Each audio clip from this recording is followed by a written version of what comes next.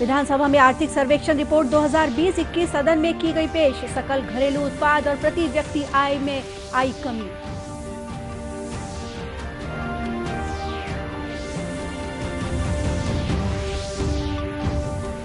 पांच राज्यों तमिलनाडु, पश्चिम बंगाल, असम, पुडुचेरी और केरल में होने वाले विधानसभा चुनाव की तारीखें घोषित। 2 मई को होगी मतगणना।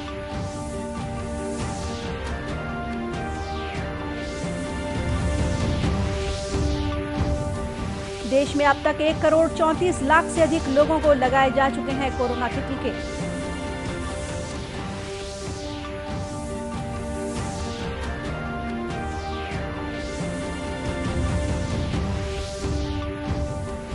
और वेजिटेबल सीडलिंग प्लांट लगने से कोरबा जिले के किसानों की आय में हो रही है बढ़ोतरी।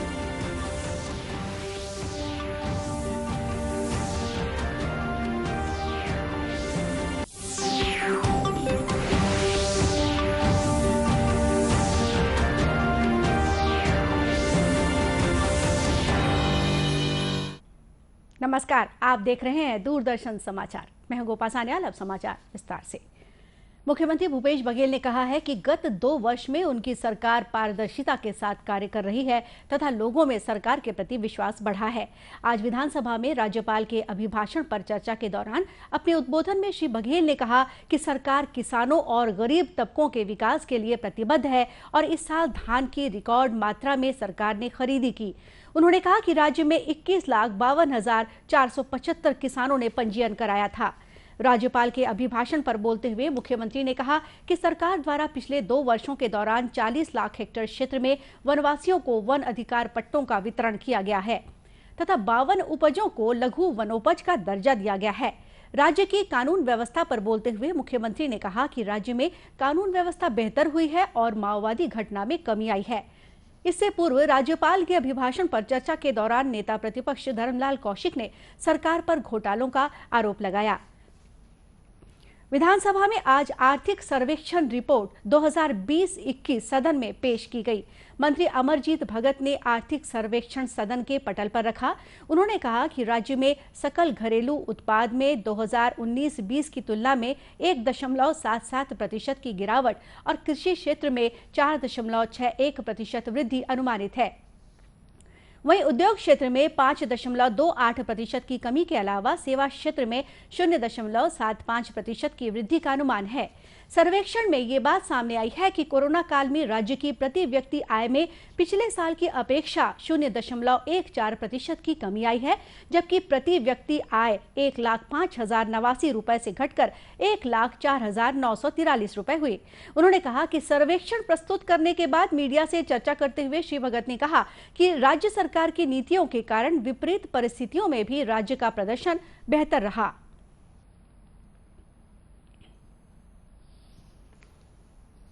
छत्तीसगढ़ का जो आर्थिक सर्वेक्षण है, अर्थव्यवस्था के कृषि एवं संबद्ध क्षेत्र में अखिल भारतीय वृद्धि दर से तुलनात्मक रूप से हमारा प्रदर्शन बेहतर रहा है। वर्ष 2020-21 में कोविड-19 महामारी एवं लॉकडाउन होने के बावजूद कृषि क्षेत्र में फसलें, पशुपालन, मत्स्य उद्योग, वन उद्योग आते हैं। राज्य सरकार की नीतियों एवं कार्यक्रमों जैसे गोधन न्याय योजना, नरवा गरुआ घुरुआ बाड़ी विकास योजना इत्यादि के कारण कृषि क्षेत्र में 4.61% की वृद्धि अनुमानित है। लॉकडाउन के दौरान खनिज क्षेत्र को छूट दी गई थी, परंतु पूरे देश में कल कारखाने बंद होने के कारण बिजली की खपत में कमी आई है, जिसमें हमारे प्रदेश के प्रमुख खनिज कोयले के उत्पादन में भी कमी आई है। इसी प्रकार विद्युत की खपत में भी कमी आने के कारण राज्य को इस क्षेत्र से प्राप्त होने वाली आय में भी कमी आई है, प्रभावित हुआ है। वहीं नेता प्रतिपक्ष धर्मलाल कौशिक ने आर्थिक सर्वेक्षण के संबंध में कहा कि सकल घरेलू उत्पाद की दर में कमी आना बेहद चिंताजनक है। देखिए, जो आर्थिक सर्वेक्षण जो प्रस्तुत हुआ है बहुत चिंताजनक है कि सकल घरेलू उत्पाद में कमी हुई है 1.77% की। निश्चित रूप से प्रदेश के लिए चिंता का विषय है प्रति व्यक्ति आय में कमी होना। 0.14% की प्रति व्यक्ति आय में कमी हुई है और इसी प्रकार से 24.40% खनन और उत्खनन में कमी हुई है। सर्वेक्षण के मुताबिक कोविड-19 महामारी के प्रसार को नियंत्रित करने की दृष्टि से 25 मार्च 2020 से कुछ प्रतिबंध लगाए गए थे। इसका प्रभाव आर्थिक गतिविधियों के साथ साथ डेटा संग्रह तंत्र पर भी हुआ है। देश के 5 राज्यों तमिलनाडु, पश्चिम बंगाल, असम, पुडुचेरी और केरल में होने वाले विधानसभा चुनाव की तारीखें निर्वाचन आयोग ने घोषित कर दी है। मुख्य निर्वाचन आयुक्त सुनील अरोड़ा ने आज नई दिल्ली में आयोजित पत्रकार वार्ता में बताया कि असम में 3 चरणों में चुनाव होंगे। पहले चरण के लिए 27 मार्च, दूसरे चरण के लिए 1 अप्रैल और तीसरे चरण के लिए 6 अप्रैल को वोट डाले जाएंगे। इसी तरह केरल, पुडुचेरी और तमिलनाडु में 6 अप्रैल को वोट डाले जाएंगे। वहीं पश्चिम बंगाल में 8 चरणों में वोट डाले जाएंगे। पहला चरण 27 मार्च, दूसरा चरण 1 अप्रैल, तीसरा चरण 6 अप्रैल, चौथा चरण 10 अप्रैल, पांचवा चरण 17 अप्रैल, छठवां चरण 22 अप्रैल, सातवां चरण 26 अप्रैल और 8वां चरण 29 अप्रैल को होगा। तमिलनाडु में 234 विधानसभा सीटों के लिए, पश्चिम बंगाल में 294, असम में 126, पुडुचेरी में 30 और केरल में 140 विधानसभा सीटों के लिए निर्वाचन होगा। इन 5 राज्यों में कुल 18 करोड़ 64 लाख मतदाता कोविड नियमों का पालन करते हुए अपने मताधिकार का प्रयोग करेंगे। सभी राज्यों की मतगणना 2 मई को की जाएगी। देश में अब तक 1 करोड़ 34 लाख से अधिक लोगों को कोरोना के टीके लगाए जा चुके हैं। स्वास्थ्य और परिवार कल्याण मंत्रालय ने बताया है कि पिछले 24 घंटों के दौरान 8,01,480 स्वास्थ्य कर्मियों और अग्रिम पंक्ति के कार्यकर्ताओं का टीकाकरण किया गया है। इस बीच कोविड से स्वस्थ होने की दर 97.17% हो गई है। मंत्रालय ने बताया है कि 1 करोड़ 7,50,000 से अधिक रोगी पहले ही स्वस्थ हो चुके हैं। सक्रिय मामलों की संख्या 1,55,986 है, जो कुल संक्रमित लोगों का 1.41% है। अब तक देश में 21 करोड़ 46 लाख से अधिक कोविड नमूनों की जांच की जा चुकी है। इधर छत्तीसगढ़ में पिछले 24 घंटों के दौरान कोरोना के 220 मरीज सामने आए हैं। अब तक 3,11,900 कोरोना मरीज पाए गए हैं, जिनमें से 3,05,214 मरीज स्वस्थ हो चुके हैं। इस समय 2,865 सक्रिय मरीज प्रदेश में हैं। इस बीच छत्तीसगढ़ में कोरोना टीकाकरण के प्रथम चरण में 2,28,317 स्वास्थ्य कर्मियों और अग्रिम पंक्ति के कार्यकर्ताओं को टीका लगाया जा चुका है। वहीं करीब 48,288 लोगों को दूसरी डोज दी जा चुकी है। अखिल भारतीय आयुर्विज्ञान संस्थान के निदेशक डॉक्टर नितिन एम नागरकर ने दूरदर्शन समाचार से बातचीत करते हुए कहा है कि देश में कोविड संक्रमण को देखते हुए टीकाकरण किया जा रहा है, मगर अभी भी लोगों को सावधानी बरतने की जरूरत है। उन्होंने कहा कि संक्रमण को देखते हुए सार्वजनिक स्थानों में मास्क लगाने, 2 गज की दूरी और बार-बार साबुन से हाथ धोना चाहिए। इसमें हम लोग को सबका इसमें रोल है, चाहे मीडिया पर्सनल्स हो या गवर्नमेंट ऑफिशियल्स हो या जो भी डॉक्टर्स हो, हेल्थ केयर वर्कर्स हो, कि समझाएं इसकी। जैसे कि अभी भी ज़रूरत है मास्क पहनने की, सोशल डिस्टेंसिंग की, हाइजीन की। वैक्सीन दुनिया भर यूज़ हो रहा है और हम लोग बड़े फॉर्चुनेट हैं कि हमारे देश में बना हुआ वैक्सीन और अन्य बहुत सारे देशों में एक्सपोर्ट होता है। हमारे पास तो हब है एक वैक्सीन डेवलपमेंट का, तो हम चाहते हैं कि इसका लाभ हमारी जनता पूरी तरह से उठाए। इधर राज्य सरकार ने सार्वजनिक स्थानों पर मास्क नहीं लगाने वालों से जुर्माना राशि वसूली करने का प्रावधान किया है। खबरों का सिलसिला आगे भी जारी रखेंगे। फिलहाल वक्त है एक छोटे से ब्रेक का।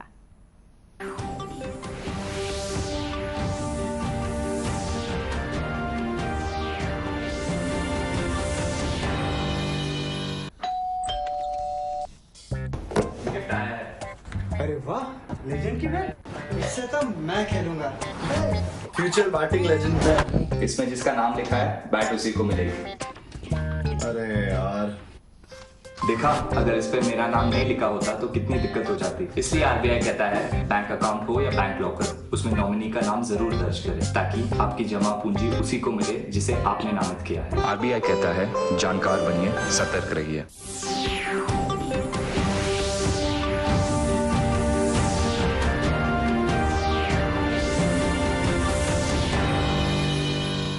ब्रेक के बाद एक बार फिर स्वागत है आपका दूरदर्शन समाचार में। छत्तीसगढ़ महाराष्ट्र के सीमावर्ती जिलों गढ़चिरौली तथा नारायणपुर कांकेर में पिछले 3 दिनों से सुरक्षा बलों द्वारा ऑपरेशन संगम चलाया जा रहा है। इस दौरान अलग अलग क्षेत्रों में सुरक्षा बलों और माओवादियों के बीच हुई मुठभेड़ में सुरक्षा बलों ने 7 माओवादी कैंप ध्वस्त किए हैं। वहीं भारी मात्रा में माओवादी सामग्री, विस्फोटक पदार्थ शिविरों से बरामद किए गए हैं। इन इलाकों में कुछ माओवादियों के मारे जाने और कुछ के घायल होने की संभावना पुलिस ने जताई है।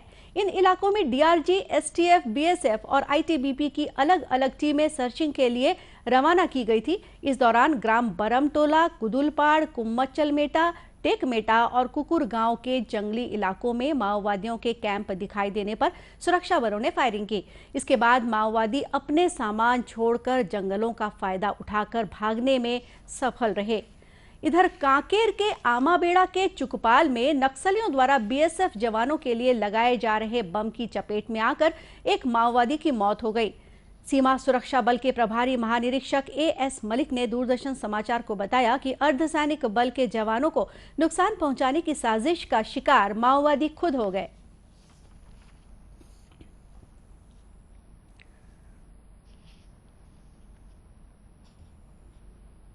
नक्सली जो है, जो मारा गया है, वो कोई और नहीं बल्कि सोमजी अलाय सहदेव, जो इनका मिलिट्री इंटेलिजेंस का इंचार्ज था, माड़ डिवीजन, नॉर्थ माड़ बस्तर डिवीजन कमेटी का।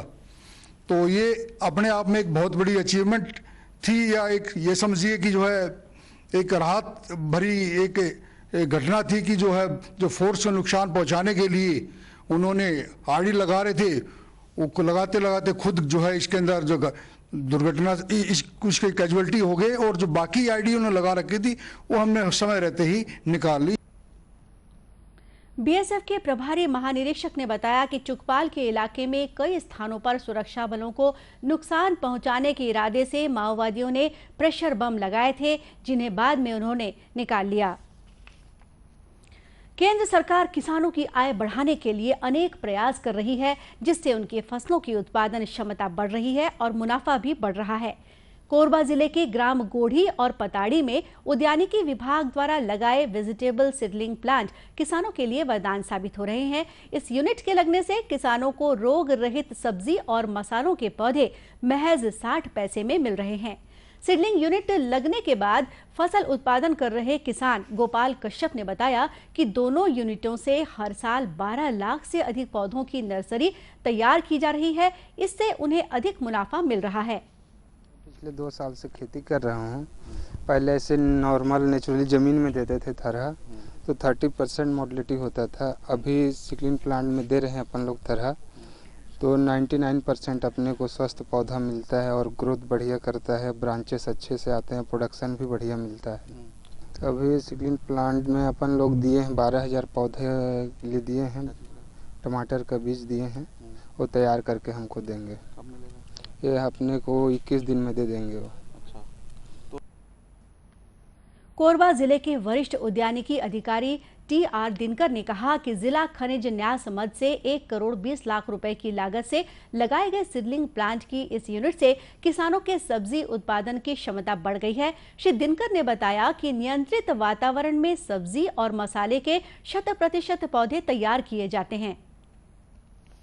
यदि अपने स्वयं लगाता है बीज खरीद के, तो 2-3 फायदे हैं उनसे। एक तो पहले वो जब खेत में लगाता है तो उसका जर्मिनेशन 60% 70% ज़्यादा नहीं होता, जबकि सीडलिंग में यही 100% लगभग बीज उसका जर्मिनेट होता है। दूसरा फायदा ये कि हम हर मौसम में, चाहे कितना भी ठंड हो, चाहे कितना भी गर्मी हो, क्योंकि वो कंट्रोल टेम्परेचर में हम तैयार करते हैं, बीज का मतलब सीडलिंग हम तैयार कर सकते हैं।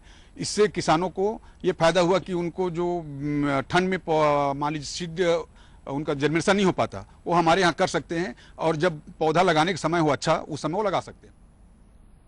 सीडलिंग प्लांट लगने के बाद गोढ़ी और पताड़ी गांव के किसान हर मौसम में टमाटर, बैगन, मिर्च, शिमला मिर्च, पत्ता गोभी, फूल गोभी के साथ अन्य हरी सब्जी और मसालों की नर्सरी तैयार कर फसल उत्पादन से खुद को आत्मनिर्भर बना रहे हैं। और इसी के साथ ये समाचार बुलेटिन यही समाप्त हुआ। विधानसभा समीक्षा थोड़ी ही देर में।